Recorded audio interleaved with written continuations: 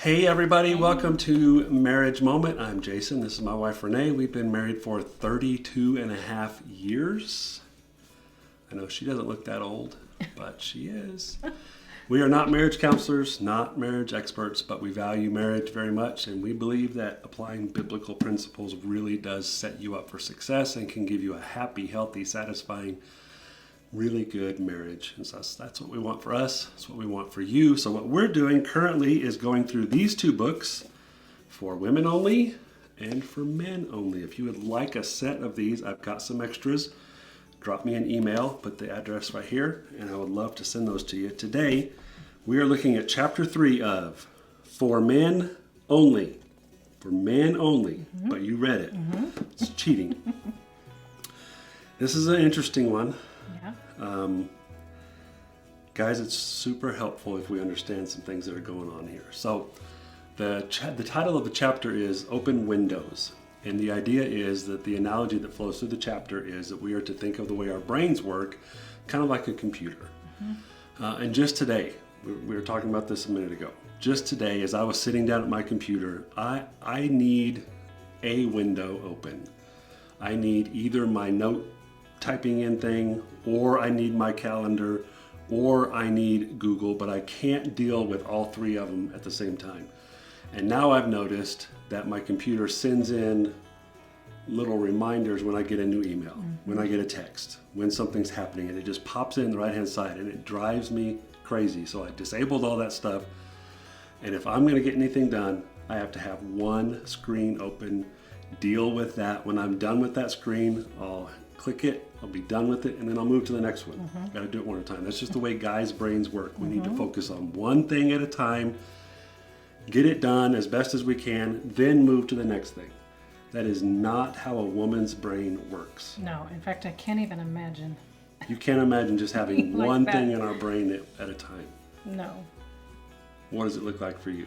So, a woman's mind is like the busy computer that has several windows open all at once.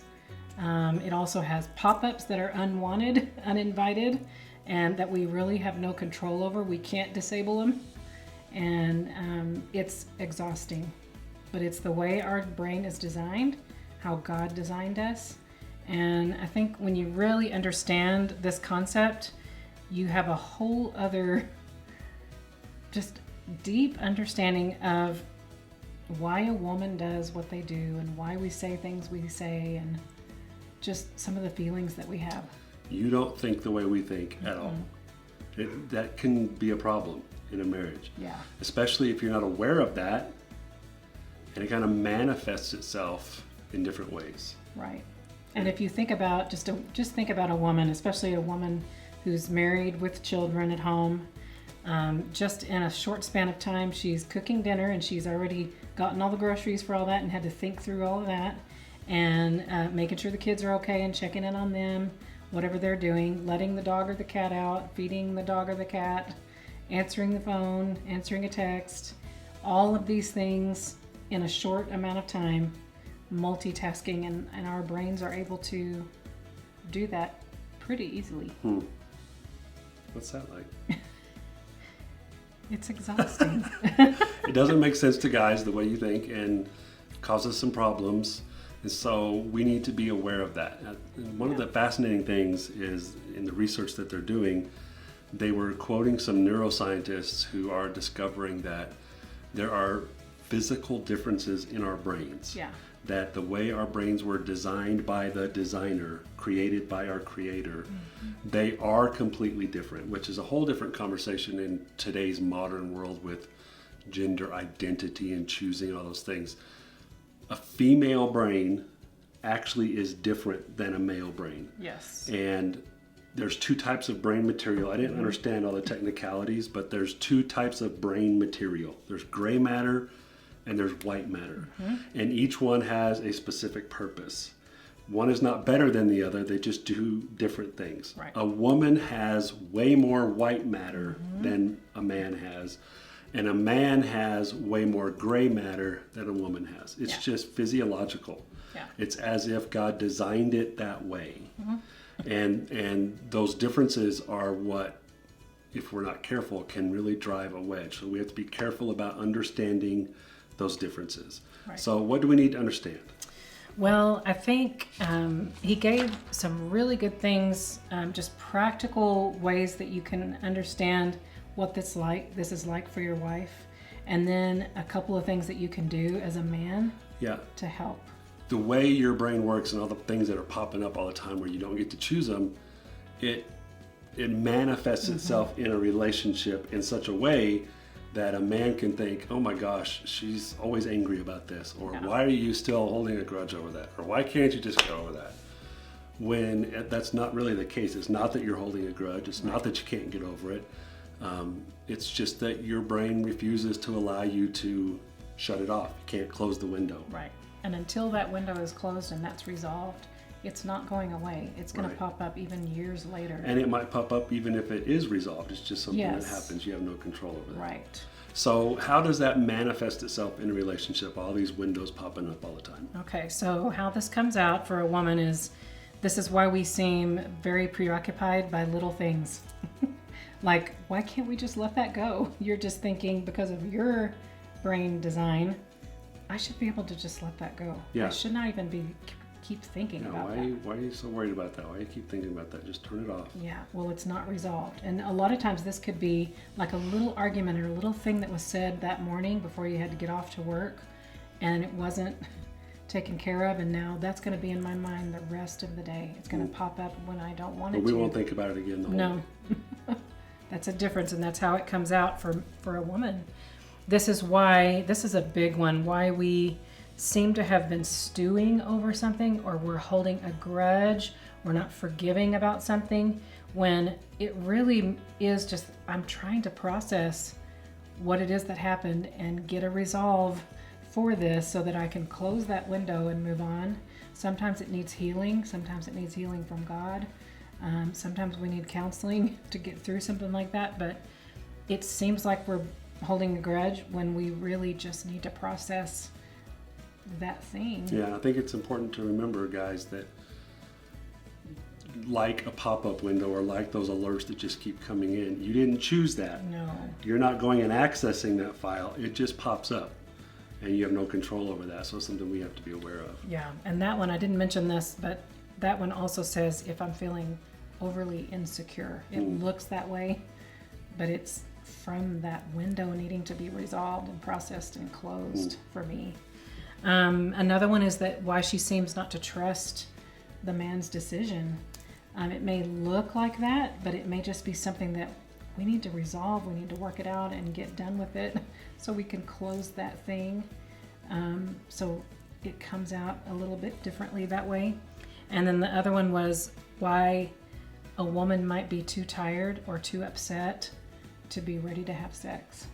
And so this was so funny when he talked about it in the chapter. He said, what in the world? My mind does not have to be in any right place to be able to have sex. But for a woman, we're so emotional. That's all tied to our emotions, that when we've been through a long day of this multitasking and windows open all the time and things, maybe some things are not resolved, I can't even think about being ready to have sex.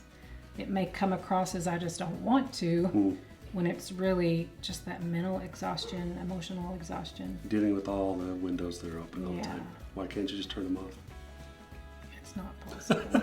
Just can't do it. There's not a disable. That's really what I find interesting is a man can literally not think about something. Yeah, we can't even imagine. He calls it screensaver mode, Yeah. where we can just close all the windows and there's really nothing going on in there. I think it's because we use so much mental energy to focus on the thing we have to focus on, whether that's the task at hand or the career or a job I have to do today or just something. It takes a lot of focus to focus. It takes a lot of mental energy to focus. And when we're done with that, we need to go into screensaver mode to just let our brain kind of relax. And for me, that's a Sunday afternoon. After Sunday morning, I just can't access my brain. Yeah. It's the worst time to interact with me. It's the worst time to do anything fun with me because my brain has to just go to screensaver mode Yeah. for a while. So guys need to remember, a woman, our computer does not have a screensaver. I can't imagine not being able to just turn all the thoughts off. Yeah. It would drive me crazy. So there's some things we can do. There's two really practical things that a man can do for his wife Yes. to help her deal with all the thoughts and processing and pop-up windows and all those things.